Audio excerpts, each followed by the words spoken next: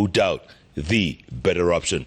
Back to arguably the best political tag team on TV, Dr. PLO Lumumba, Dr. Barack Muluka in the House, talking impeachment going forward. You were explaining something before I cut you off in the break. 1933, 1934, Light of the Long Knives. Very, very briefly, it's about, or was about, purging. It was about consolidation of power. It was about getting rid of divergent and dissenting voices. And the world remembers that the period 1920 to 1945, that not just Germany, but Europe and the world was dominated by the Nationalist Socialist Party of Germany. The year 1932, November, they come to power with a minor minority. They go out of their way to raid the opposition, to expand their numbers. Then they start purging those who have got different perspectives, different views, different positions. They go on to engage, especially in the period June to July 1934. That process that was superintended by men wearing masks, abducting people, disappearing people, murdering people. That is the process that has gone down in history as the Night of Long Knives. And in a very dramatic happening, the leader of the opposition, a gentleman called Rom, was arrested by the German leader himself and tried in a kangaroo court by the German leader himself.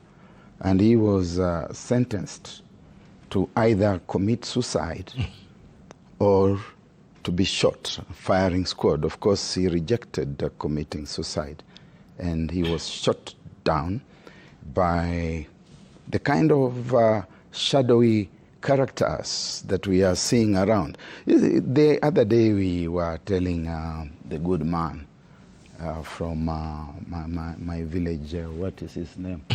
the acting IG. Yes. Yeah. We were telling him that he should produce people before the courts.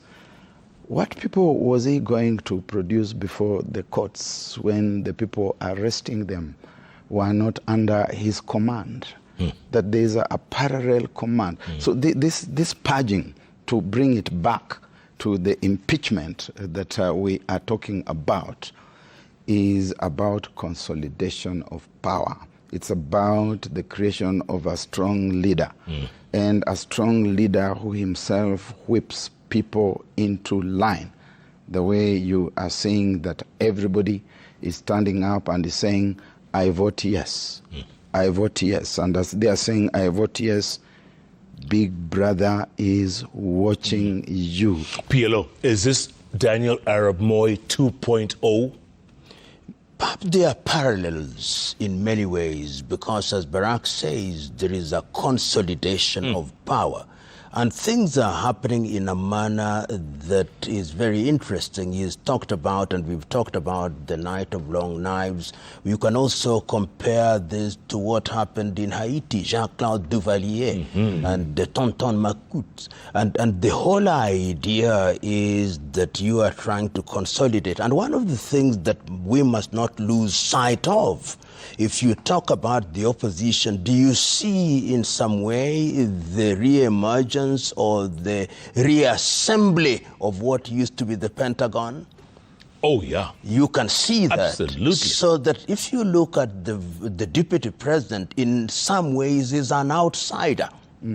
The old group is coming together and he is singing out of tune. And if you are singing out of tune, then you must, in the nature of things, be eliminated so that there is a new symphony. And that new symphony demands that things are done in a particular way. You only have to look at the members of parliament who a few months ago were in the opposition and were very violently opposed to this administration. Now they are singing, as I said in my letter, they have their hallelujah moment.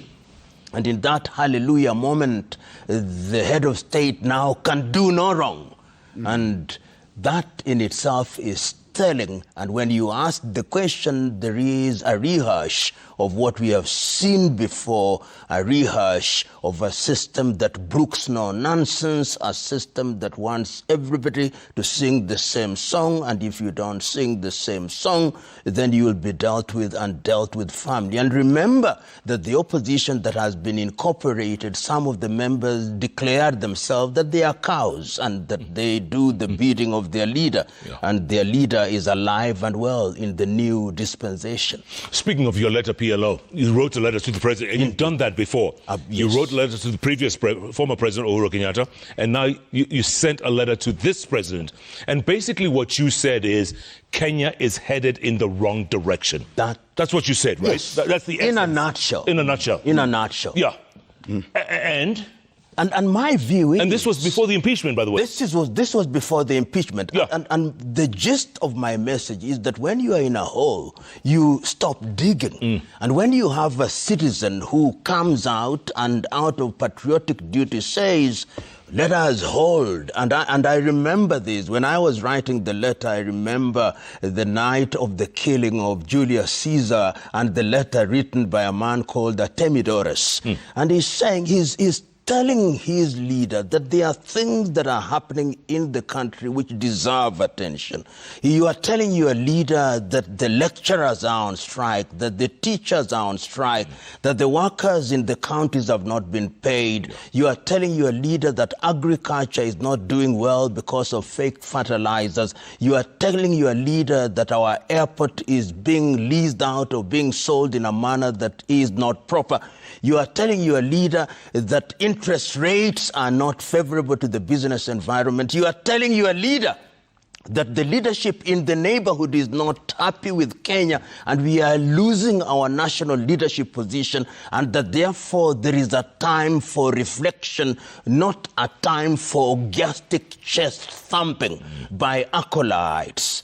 And what one therefore expects is that that message, however irritating it is, ought to be distilled, that the messenger must be ignored and the message must be embraced and accommodated, and to the extent that is useful, certain things ought to be done. That is the spirit in which one is writing a letter. And such citizens, and there is no shortage of them. When you look at the Twitter spaces and other spaces, there are citizens who are tweeting and writing on a daily basis because they are saying, this country that we have, we want to preserve it for this generation and generations yet to be born. And in my view, it behooves a leader who is a trustee to take such messages clearly and to understand them in a proper manner and to begin to implement. Because if we don't, then we are pushing the country down into the abyss to the detriment of all.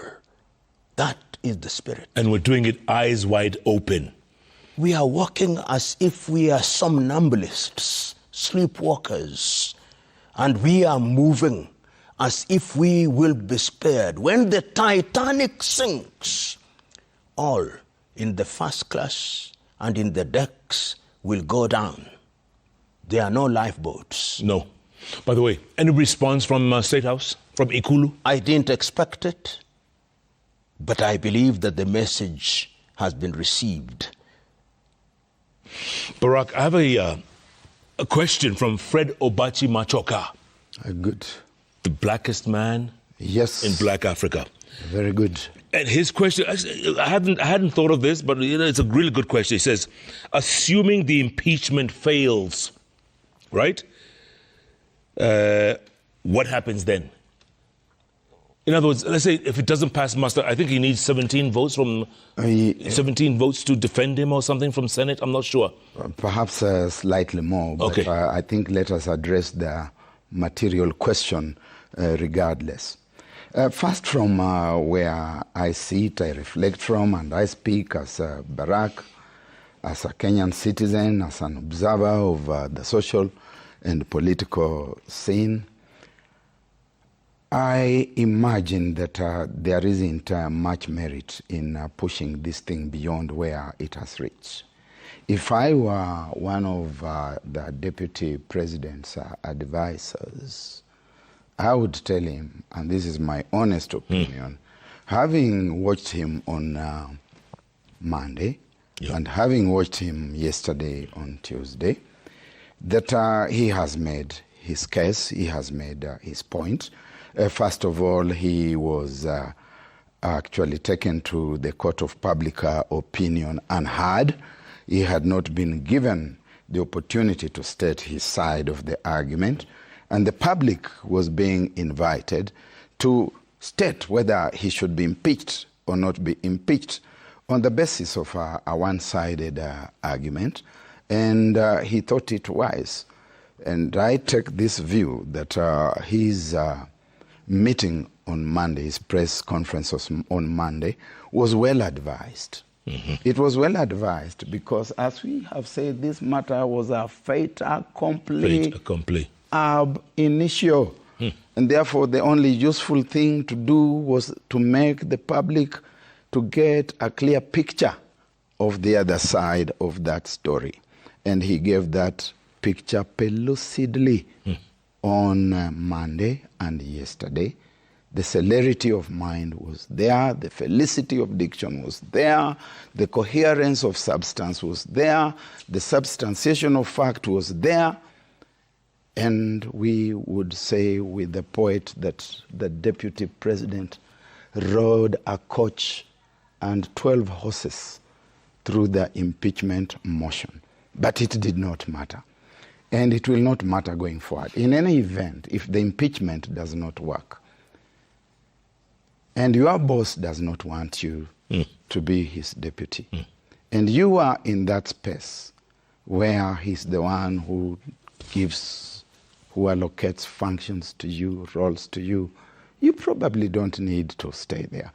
As the average person in the street that I consider myself to be, I have bought 75–80% of what the deputy president stated to the Kenyan nation over the past 2 days. I know that he has got his own very fundamental weaknesses. Sometimes he comes across almost as obtuse, almost as obnoxious, almost as completely being driven by the power of what can only be described as a turpitude. Turpitude, just about the worst possible. Turpitude. But I think... But that's said and done. Hold your yes, I horses will. for a moment. Yes. That's said and done. Justice is justice. It doesn't matter what this gentleman has been saying about shares. And yes, he was right when he talked about shares. I'm aware that my own home region was promised 30% of government.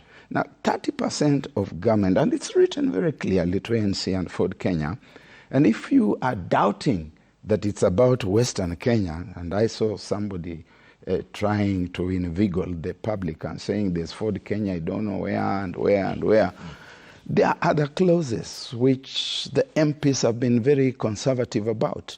When we say that 1,000 kilometers of bitumen roads will go to Western region, that such and such factories will be built in the Western region as part of the promissory note in this contract. Why haven't we been told about how many bitumen roads will go to Kisii, where Ford Kenya at that time was also holding sway? So I think the done thing for Mr. Gachagua ought to be that he has made his case. We have heard. I believe him.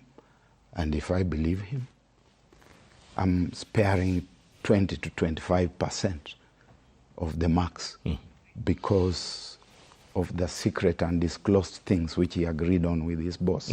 PLO. I think there is a very pointed question by Bachi Machoka. Suppose it fails. If it fails, then he will continue to be in office and will hold a sinecure position. There will be no roles assigned to him.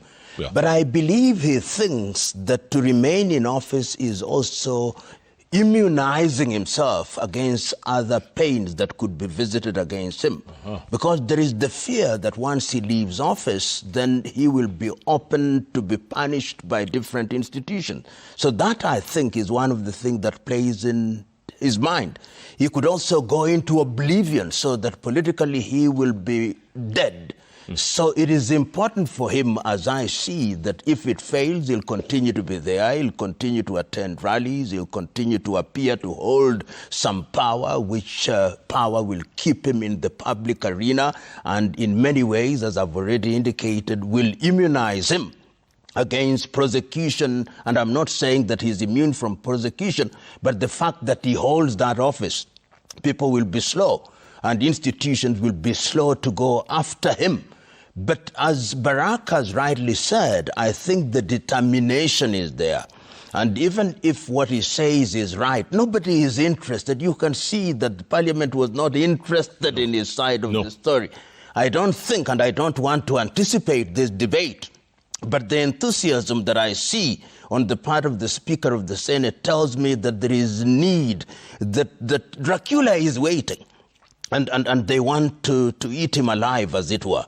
I pray and hope that the Senate will acquit itself by according him the opportunity to present the case and ask itself whether the constitutional threshold has been met. When I listen to the parliamentarian, somebody saying, he disrespected us, and therefore we are going to ensure that he goes. That the Constitution does not make disrespecting members of Parliament, National Assembly, a ground for impeachment. Especially when they call themselves cows. Yeah, particularly if they do so. And they have subjected themselves to an exercise that is almost the equivalent of cattle rustling.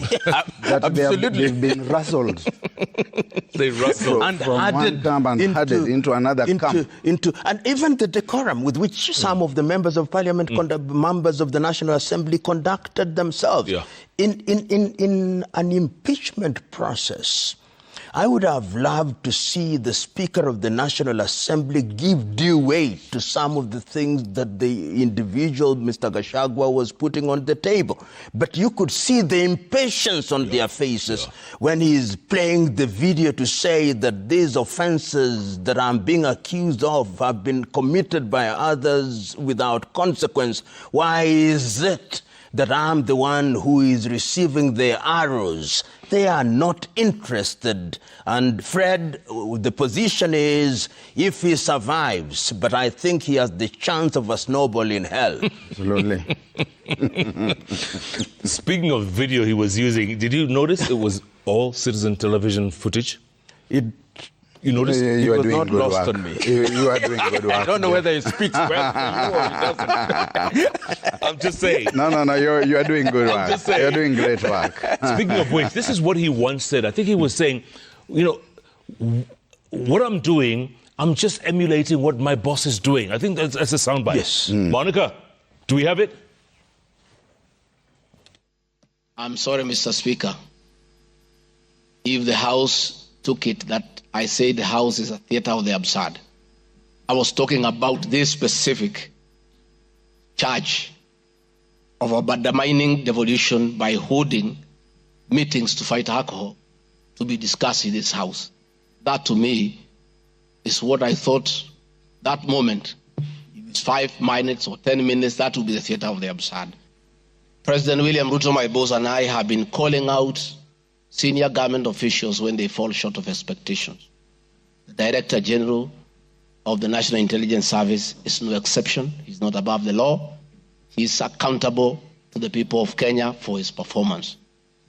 And I have had an argument that we should not call out those in the security sector. I would like you to play the next video. We have the most incompetent Inspector General of Police, I think, in the world. The most incompetent in the whole world. His incompetence may not necessarily play out when things are working, but when things get to a head and you need some decisions to be made,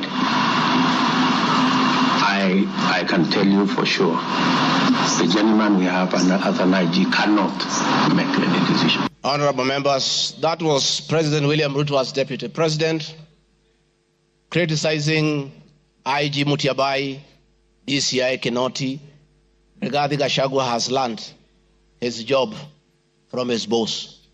In accordance with Article 2 of the Power Sharing Agreement, ANC at Fort Kenya would have a 30% share is a word, of the national government positions. This drives my utterances about shareholding. It is embedded in all these agreements. I want to confirm that I have tremendous respect for Kenyan women. PLO, let me ask you this. If the impeachment goes through and he's sent home, that means he cannot stand for any public office for 10 years. Am I right or wrong? Of course, the Constitution is clear that when he is impeached, then he is ineligible to hold public office. Good. And that will be a death knell for him. So that is the reason why I'm quite certain that Mr. Gachagua will not accept the counsel, unsolicited counsel of my good friend Barack. He's going to fight it to the very end. He is going to fight it in Senate. He's going to fight it in the High Court, to the Court of Appeal, and to the Supreme Court, because there'll be a mark of Cain on his forehead. And that mark will ensure that he does not participate in the politics of this country almost until he goes upstairs to the Mecca. Yeah. And if I were him at this stage, because he has chosen to fight, if he was to resign, it would have been a little earlier. But I think right now, as the saying goes, as William Shakespeare, I think it is Macbeth, that he has waded so deep into blood that to go back is as tedious as to go forth. So he must go forth to the very end. Keep going. And let the chips fall where they may. Where they may. And I think it is also important for this country. And that is why I think that it is important that we listen to him in the Senate. I've listened to my good friend Paul Mwite making early arguments in the case I say, and Barack has also alluded to it. At what time was it proper to seek public opinion or public participation? They should have waited until he made his case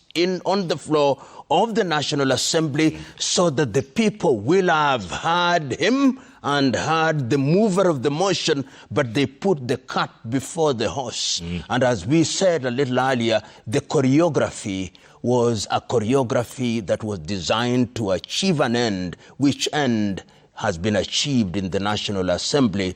But as we know, the journey is not yet over. Barack, would you resign if you were him? At this point, look, we heard a lot about a man who was described as a black man with a very black heart. Never mind the racist undertones in that sentiment. We heard a lot about very nefarious things which he's alleged to have done. And the public had a certain picture of him. He came out on Monday, he spoke, he made his statement, and by the time he was getting to the National Assembly, he had accumulated a reasonable fund of sympathy and empathy from right-thinking Kenyans. The best thing he could hope to get out of this whole exercise is to clear his name. And in my view, to the best possible extent, he has cleared his name.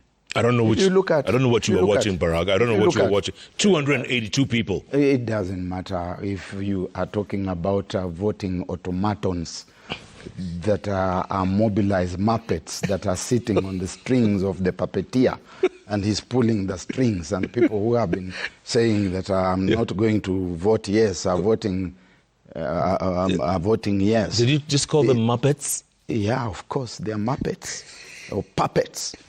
And there's you know,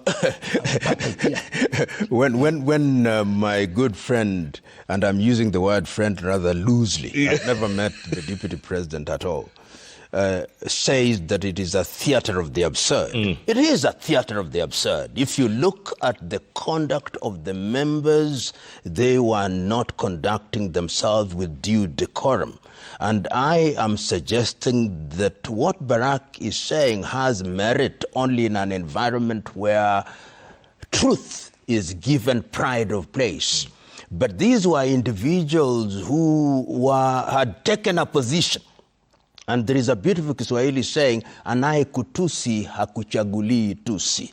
Whatever comes to the mouth, that is what they spew out. They had taken a decision, and whatever truth that the deputy president was bringing forth to them in their mind, it was useless. It was an exercise in futility. My hope, as I've already indicated, is that when he appears before Senate, the senators who have had the opportunity of going through this process when they are dealing with governors, I hope they listen to him a lot more keenly. I hope that they will listen to him and understand some of the things that he's saying so that they are given their due weight. But I suspect I'm hoping against hope. Hold on, hope. Yeah. One of my favorite Swahili sayings, if I could piggyback on yours, is nyani hayoni kundule kwa mapevu na makinda.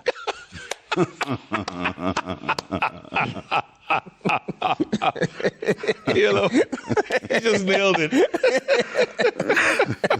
Let's take a quick break, come back. There's still more to talk about. Possible replacement. Are there possible replacements? From Kindiki to Waiguru to... Well, let's talk about that. It's a very short break. Don't go away. We're coming back. Nyani Hayoni? Take it live. We'll be back in a moment.